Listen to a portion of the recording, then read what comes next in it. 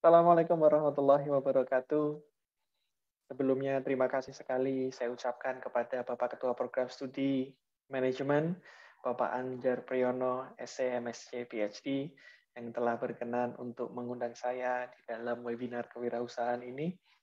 Dan juga saya mengucapkan terima kasih banyak kepada Bapak Handrio Adi Pradana, SC, MSc, yang mengundang saya sharing tentang kewirausahaan yang notabene bahwa sesi ini adalah salah satu program kewirausahaan dari Entrepreneurial Development Center.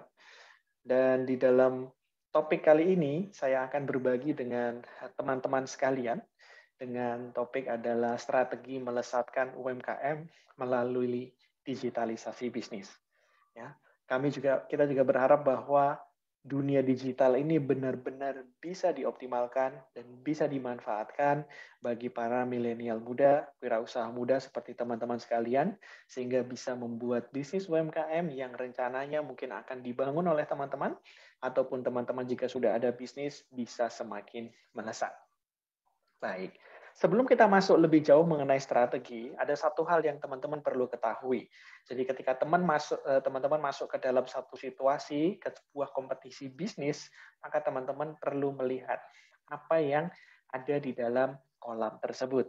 Sehingga ketika bicara bisnis UMKM, maka ini adalah gambaran dari peta UMKM Indonesia di tahun 2021. Di mana kalau teman-teman bisa melihat di sini bahwa segmen bisnis mikro ternyata mendominasi sampai 98,7%. Ya, terus kemudian di segmen usaha kecil itu 1,2% dan juga di segmen usaha menengah 0,1%. Hal ini bisa kita lihat kenapa? Karena memang banyak sekali bisnis yang dimulai dari ukuran yang kecil. Ya. Nah, kemudian jangan salah, ketika usahanya sebut UMKM, tapi ketika dilakukan secara bersamaan, ternyata bisa memberikan kontribusi yang besar sebenarnya. Artinya segmen UMKM kita meskipun 98% ternyata masih mampu mengkontribusikan sampai GDP itu 34%. Artinya bisnis UMKM yang saat ini berjalan bukan sekedar UMKM yang omsetnya kecil semata. Ya, tapi UMKM yang sebenarnya omsetnya juga bisa lumayan ketika teman-teman bisa menyeriusi dan juga mengelola dengan baik. Nah, kemudian berikutnya, setelah teman-teman bisa melihat berapa jumlah yang ada di dalam pemain di segmen UMKM, ini adalah beberapa tantangan. Ya, kita kemarin mengalami pandemi COVID-19 selama 2 tahun. Seharusnya situasi ini menjadi pelajaran sehingga pada saat nanti pandemi ini sudah berubah status menjadi endemi, menjadi sebuah pelajaran yang berharga bagi teman-teman UMKM bisa berlari lebih cepat. Ya, tantangan pada saat pandemi yang bisa jadi bahan pelajaran bagi teman-teman semua adalah pertama, kesulitan untuk apa?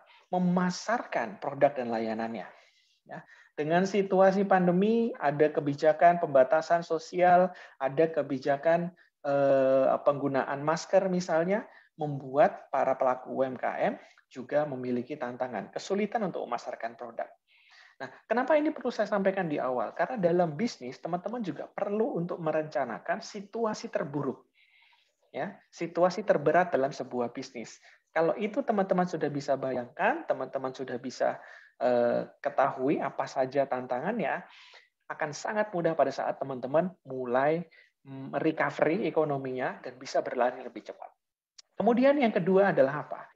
Pada saat krisis atau pada saat resesi, masalah modal selalu menjadi tantangan yang kedua. Teman-teman bisa lihat di sini, lebih dari 50% usaha mikro itu kekurangan permodalan. Ya. Dan yang ketiga adalah soal sumber daya atau boleh dibilang raw material, ya, bahan baku dan proses procurement. Ya. Sehingga dari tiga aktivitas ini teman-teman bisa lihat. Pertama, kesulitan diakses pemasaran. Kemudian yang kedua adalah keuangan. Yang ketiga adalah operasional, terutama untuk sumber daya. Nah, selain itu juga ada 5 tantangan yang juga kemarin terjadi. Ya, tidak hanya sekedar aspek yang tadi saya sampaikan di sebelah kiri, tapi dari aspek internal bisnisnya itu sendiri. Terutama bagi teman-teman yang bisnisnya sudah mulai dirintis sejak sebelum pandemi, misalnya 2019, Nah, di sini akan benar-benar teruji. Antara lain apa? Yang pertama adalah skill literasi. Ya, skill ini menjadi satu hal yang sangat vital. Kenapa? Karena bisnis UMKM biasanya akan sangat bergantung pada kemampuan dan keterampilan dari foundernya. Ya, sehingga kepiawaian founder untuk menyetir bisnisnya melewati tikungan resesi, melewati tembok kesulitan dan lain sebagainya itu sangat tergantung dari skillnya si pendiri bisnis, pemilik bisnis. Terus kemudian yang kedua adalah harus siap menghadapi profitabilitas yang rendah, ya, keuntungan yang rendah. Kenapa? Kalau bisa lolos ya untuk kemudian bisa survive dengan kondisi profitabilitas yang rendah, maka dijamin pada saat ekonomi recovery itu akan sangat mudah sekali. Terus kemudian yang berikutnya adalah poor business.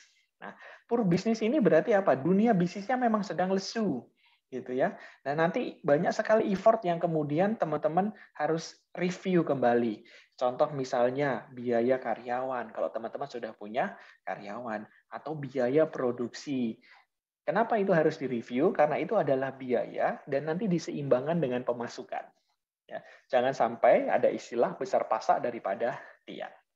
Terus kemudian berikutnya adalah, ini terkait dengan permodalan yang ada di sebelah kiri. Maka teman-teman bisa melihat bahwa tantangannya adalah kredit data. Ya, kredit data. Bicara sebenarnya poin penting adalah soal data. Apakah kemudian teman-teman pelaku bisnis UMKM itu aware untuk merumat datanya? Mulai dari data penjualan sampai kemudian data transaksi penjualan, termasuk juga kalau teman-teman punya tanggungan-tanggungan, pembiayaan dan permodalan, itu juga dikelola dengan baik. Nah, biasanya UMKM kesulitannya di area itu. Ya. Nah, ini adalah tantangan yang banyak sekali dihadapi oleh UMKM kita pada saat terutama pandemi kemarin. Sehingga kalau kita bagi secara spesifik ya, ada tiga tantangan yang pada saat kemarin dihadapi pandemi. Pertama tentunya keuangan. Karena biasanya UMKM menggunakan modal pribadi, atau kalau di startup istilahnya bootstrapping, mereka menggunakan uang pribadi, dan ini kadang-kadang juga bisa didapat dari keluarga, kalau keluarganya bisa memberikan tambahan permodalan, tapi yang sering sekali terjadi adalah dibutuhkannya agunan.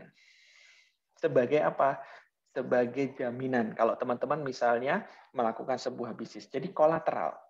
Nah, ini yang menjadi tantangan, kolateral atau aset ini biasanya di saat ekonomi sedang resesi itu tidak liquid, ya, tidak liquid, sehingga ini menjadi tantangan. Kemudian meskipun begitu, teknologi berkembang, teman-teman. Ya, kebanyakan dari pelaku UMKM itu kemudian mencoba alur pendanaan yang berbeda.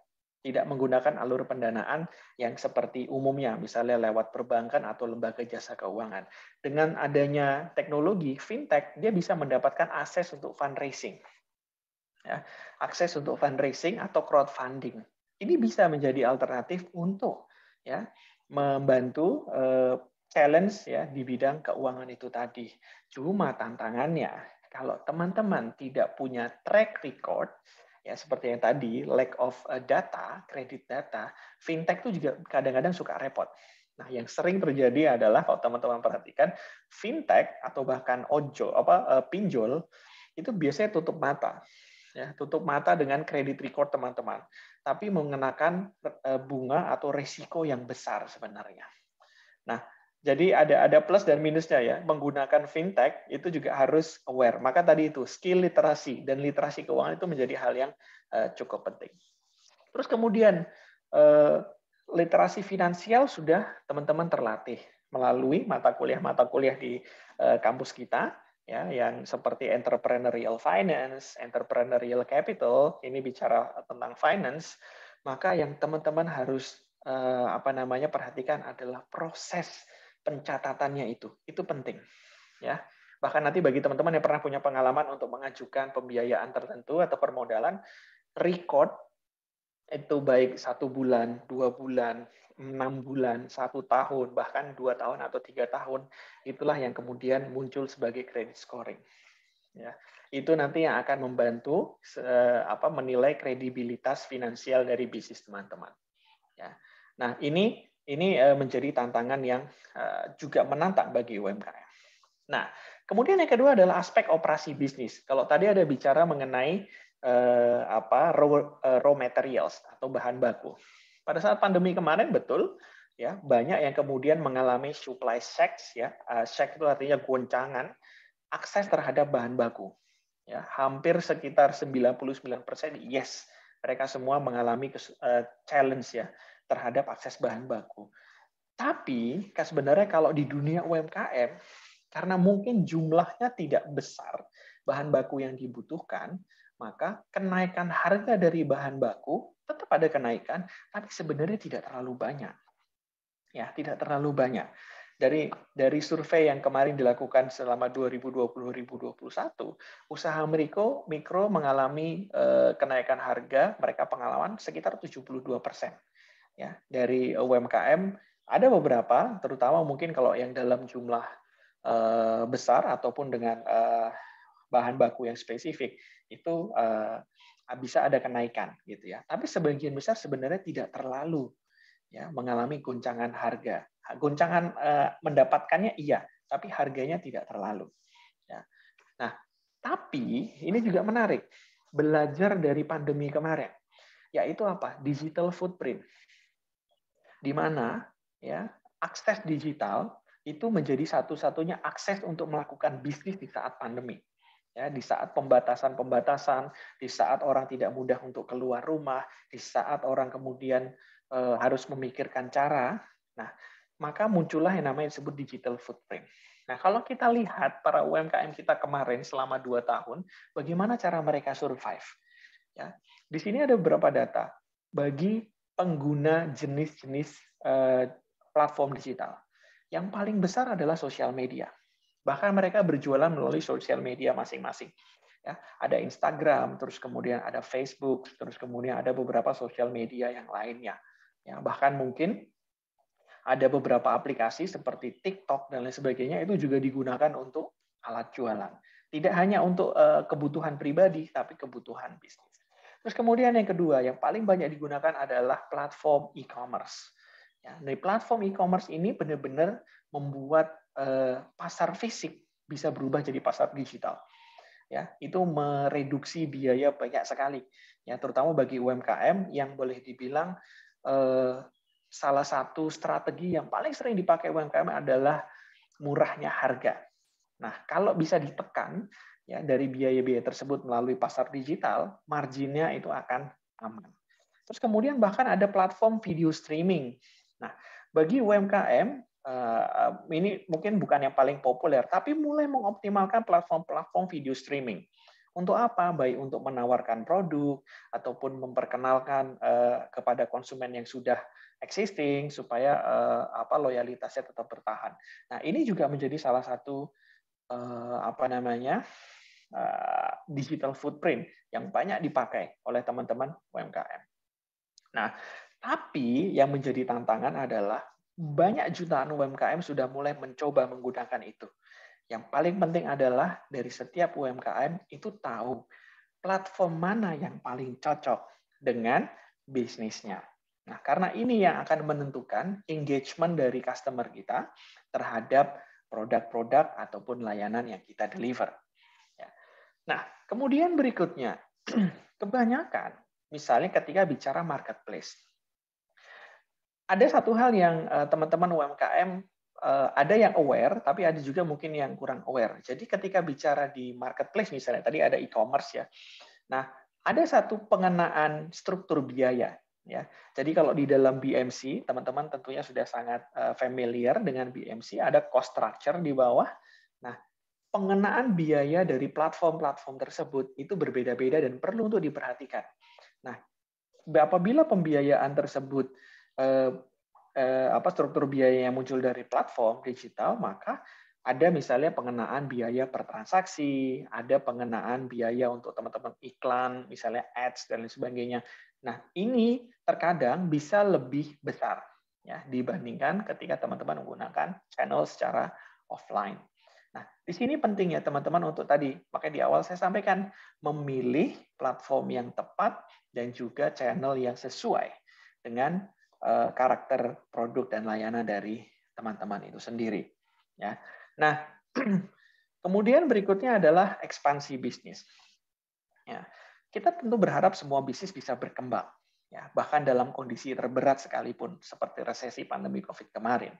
Ya, tapi pada saat pandemi ternyata banyak yang mereka tidak begitu berpikir mengenai ekspansi. Apa yang menjadi prioritas? Survival. Yang penting bisnisnya tidak tutup dulu, tidak bangkrut dulu, gitu ya. Nah, pada saat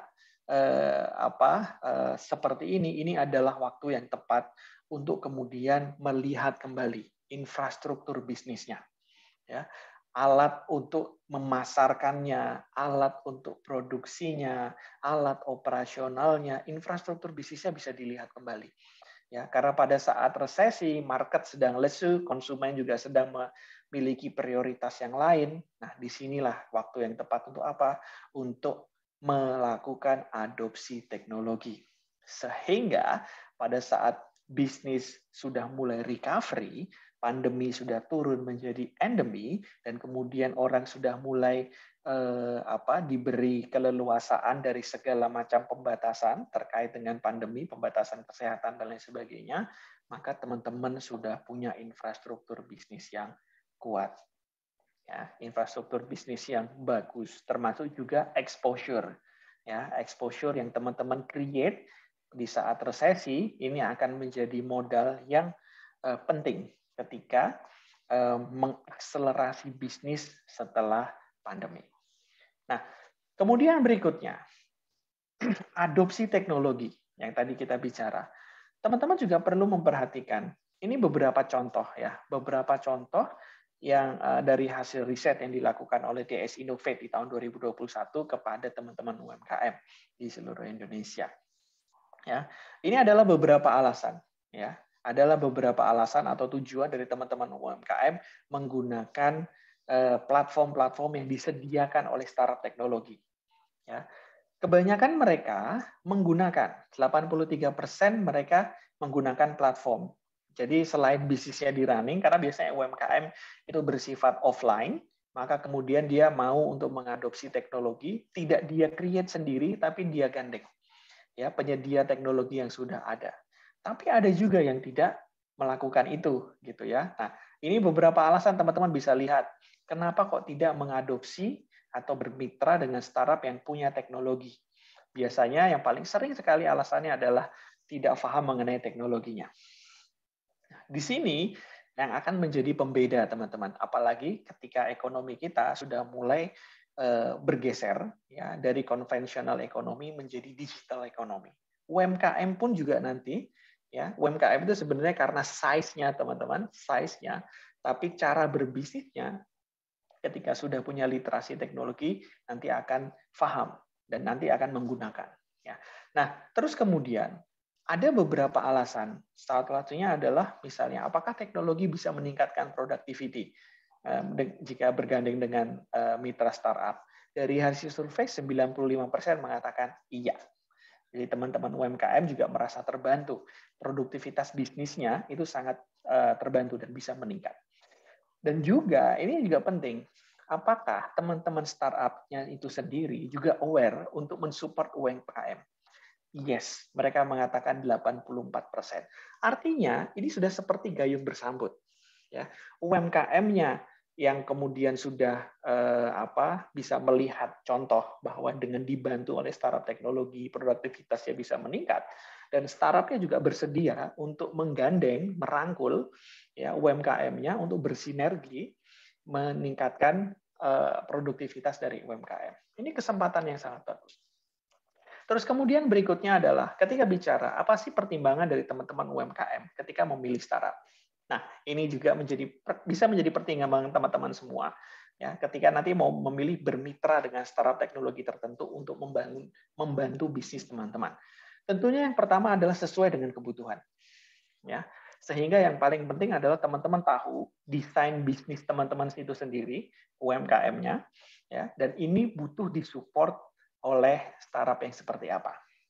Ya, karena startup banyak sekali. Mengapa banyak sekali? Karena teknologi juga berkembang sangat pesat.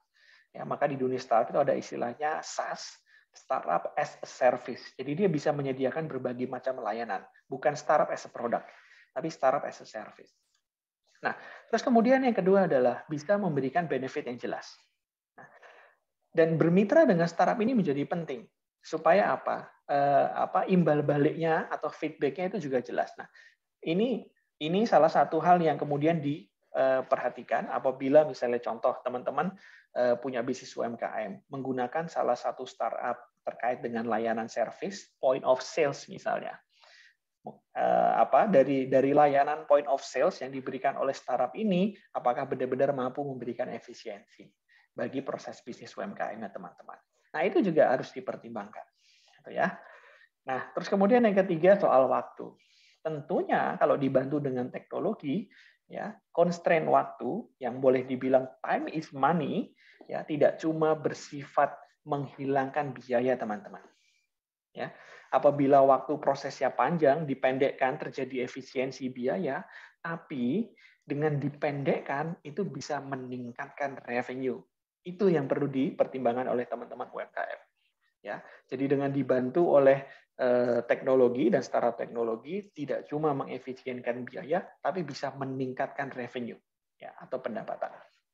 Oke, nah terus kemudian kalau teman-teman lihat apa aja digital platform ya layanan yang biasanya dipakai untuk kepentingan bisnis, terutama bagi UMKM. Pertama adalah e-money. Ya, e-money ini menarik. E-money mungkin sebenarnya teman-teman sudah familiar cukup lama. Ya, karena teknologinya juga sebenarnya sudah ada sejak lama. Tapi ketika UMKM mengadopsi e-money atau electronic money, ya ditambah dengan campaign yang intens dari pemerintah seperti KRIS gitu ya, QRIS, maka ini bisa sangat membantu proses efisiensi terkait dengan pengelolaan keuangan bagi UMKM. Terus kemudian yang kedua adalah proses logistik. Ya. Dan banyak sekali platform-platform digital yang memberikan layanan terkait logistik, procurement, dan lain sebagainya. Ini sangat terbantu, karena biasanya logistik menjadi satu proses yang paling penting. Dia ada di hulu. Ya, dia ada di hulu, dan nanti kalau logistiknya efisien, HPP-nya akan rendah, dan marginnya bisa tinggi pada saat ditawarkan ke konsumen akhir. Nah, yang ketiga adalah e-commerce. Dari tiga ini teman-teman bisa melihat, yang pertama itu adalah proses transaksinya, yang kedua adalah proses supply chain-nya, yang ketiga adalah proses pemasarannya. Nah, ini menjadi platform digital yang paling banyak dipakai oleh UMKM. Terus kemudian, tantangannya bagi perusahaan mikro, ya, perusahaan mikro. Dari hasil survei, ya, yang pertama adalah apa? Kesulitan untuk menjualkan. Maka cocok dengan tadi. Ya, yang paling sering dipakai itu adalah platform e-commerce. Ya, dengan itu kemudian bisa menjawab kebutuhan untuk memasarkan produk dan layanan. Terus kemudian yang kedua adalah ketidakcukupan permodalan. Nah, maka ada akses misalnya seperti payment gateway dan juga fintech. Ya, dan ketiga adalah soal bahan baku. Nah, ini makanya menjadi cocok ya, terpenuhi. Kalau teman-teman UMKM bisa melihat situasi, oke ini tantangannya, ini digital platform yang akan dipakai. Terus kemudian berikutnya adalah bagaimana strateginya. Nah, terkadang strateginya yang suka teman-teman UMKM itu lewatkan, ya, karena fokus untuk survival, kan tadi di awal kita sampaikan, jadi fokusnya tidak ekspansi bisnis, pokoknya survival. Ya, mempertahankan penjualan di saat resesi. Tapi bagaimana cara mempertahankan penjualan? Salah satu strateginya adalah melakukan inovasi produk. Ya, ini menjadi sangat penting. Kenapa? Karena pada saat market turun, ya, konsumen juga mungkin mempunyai prioritas yang lain. Bagaimana kita bisa menghasilkan produk, ya, memiliki produk yang kembali menjadi top priority-nya konsumen kita. Ya, kita berinovasi supaya nilai, ya, value proposition dari produk kita yang sebelum pandemi, ya, tapi begitu pandemi nilainya meningkat sehingga prioritas konsumen membeli produk kita tetap tinggi. Itu yang perlu untuk lakukan. Terus kemudian yang kedua adalah tentunya saat resesi cari sumber bahan baku yang lebih murah, lebih efisien. Yang ketiga apa? Pemberdayaan teknologi. Nah, maka secara garis besar di sini penting sekali untuk mengadopsi teknologi. Nah, kemudian yang soal finansial seperti apa? Pada saat kemarin, banyak sekali perusahaan UMKM yang membutuhkan permodalan. Nah, salah satunya yang bisa diakses misalnya adalah dari pinjaman. Ya, dari pinjaman. Nah, di sini usaha mikro pada saat pandemi itu melakukan pinjaman itu 38% yang mikro. Kenapa kok kecil? Iya, karena biasanya bisnis mikro itu risikonya lebih besar. Nah, mitra pendanaan, mitra pembiayaan pasti akan mengukur risiko, apalagi pada saat pandemi. Tapi di bisnis usaha kecil, bukan mikro, usaha kecil, itu 75% melakukan pinjaman. Entah itu pinjaman untuk modal kerja, ya modal kerja artinya memastikan bahwa ongkos operasionalnya itu tetap ada, atau mungkin bahkan yang sudah lebih maju melakukan investasi, jadi pinjaman untuk investasi. Ya. Nah, apa saja? Teman-teman bisa lihat di sebelah kanan. Ya, beberapa tujuan mereka melakukan pinjaman: inovasi produk, ya. Terus kemudian yang kedua adalah pembelian material bahan baku. Nah, yang ketiga adalah proses produksi. Nah, jadi bisa lihat, ya. Kebanyakan kemarin ketika teman-teman UMKM itu kesempatan yang sangat bagus untuk melakukan inovasi produk. Nah, kemudian selain dari itu, ini juga perlu diperhatikan. Proses adopsi teknologi terkait dengan bagaimana konsumen berinteraksi dengan kita, terutama terkait dengan pembayaran. Ada beberapa metode pembayaran yang kemarin banyak sekali digunakan. Bagi usaha mikro, ya ini satu hal yang sebenarnya hal yang baru sebenarnya bagi teman-teman UMKM. Proses pembayaran sudah jarang dilakukan secara cash, tunai. Ya, tapi mulai mengenal satu metode baru namanya transfer. Ya. Kenalnya sudah lama gitu, tapi kemudian porsinya menjadi lebih banyak bank transfer dibandingkan yang cash. Ya, ini menjadi satu modal yang penting. Kenapa? Karena kemudahan layanan payment gateway atau transaksi pembayaran itu akan mempercepat proses bisnis, ya, dan biayanya akan jadi lebih efisien. Nah, kalau teman-teman mau perhatikan, sebenarnya banyak loh solusi-solusi digital yang disediakan ya oleh startup-startup. Kenapa? Karena teknologinya sudah ada. Ya, teman-teman bisa lihat di sebelah kanan ya bagaimana ada solusi-solusi terkait logistik, solusi terkait dengan keuangan, solusi terkait dengan operasional, ya. Terus yang kemudian kanan juga solusi terkait dengan pemasaran, bahkan legal sekalipun jasa konsultasi dan jasa terkait dengan legalitas pun juga sudah digital, teman-teman. Ya, termasuk ekspansi bisnis. Nah, ini ekspansi ini bicara akselerasi nanti.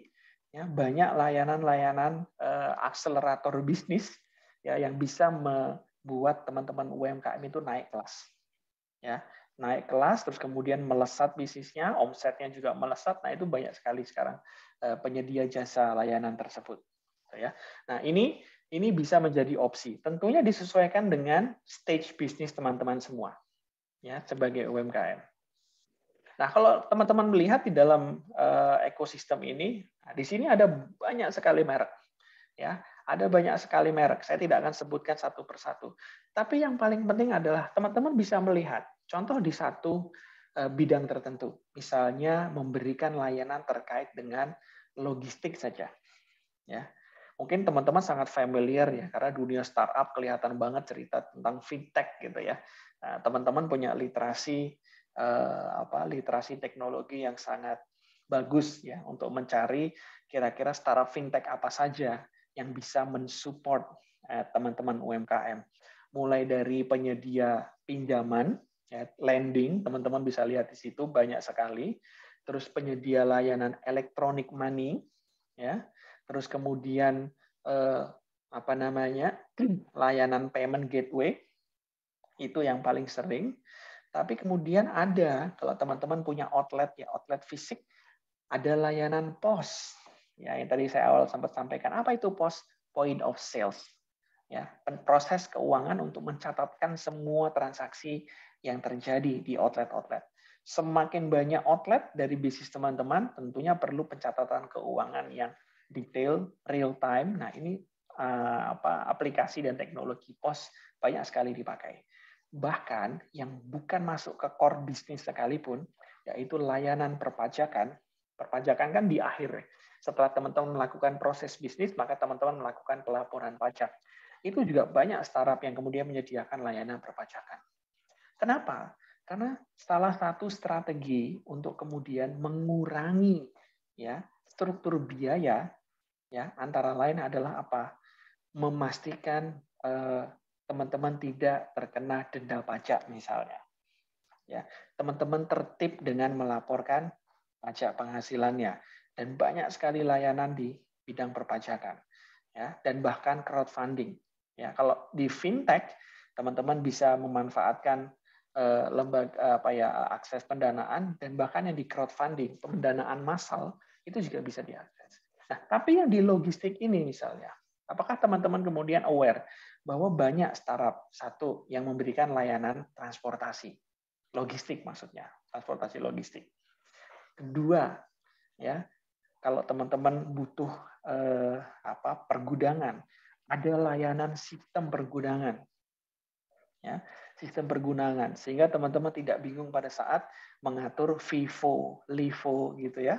Mana yang kemudian harus just in time ya, sehingga tidak muncul inventory cost misalnya, atau mungkin dengan layanan supply chain. Ya.